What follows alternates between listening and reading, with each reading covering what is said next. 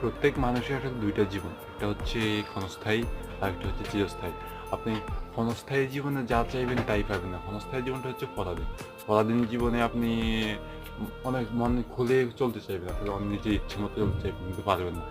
পরাধীন জীবনটা আসলে নিজের ইচ্ছেমতো চলা যায় না। আপনাকে যেভাবে চলতে বলবে, যেভাবে খেতে বলবে, যেভাবে হাঁটতে বলবে আপনি সেভাবে চলতে হবে। আর চিরস্থায়ী জীবন যেখানে আপনি সবসময় থাকবেন সেটা হচ্ছে স্বাধীন। আপনি যা চাইবেন, যেভাবে চলতে চাইবেন সেভাবে চলতে পারবেন। তো ক্ষণস্থায়ী জীবনটা আর ক্ষণস্থায়ী চিরস্থায়ী জীবন দুটোর মধ্যে পার্থক্য কি? ক্ষণস্থায়ী জীবন কিছুদিন থাকবে আবার চলে যেতে হবে, আর চিরস্থায়ী জীবন আজীবন থাকবে। তো ক্ষণস্থায়ী জীবনে যদি একটু কষ্ট করেন তাহলে চিরস্থায়ী জীবন অনেক সুখ থাকবে, শান্তি থাকবে। কারণ আপনার কাছে এখন আপনার কাছে কোনটা ভালো, ক্ষণস্থায়ী জীবন না চিরস্থায়ী জীবন? তো এগুলো এটা ডিসাইড করার দায়িত্ব হচ্ছে আপনার, যে আপনি আসলে ক্ষণস্থায়ী জীবন চান না চিরস্থায়ী জীবন চান।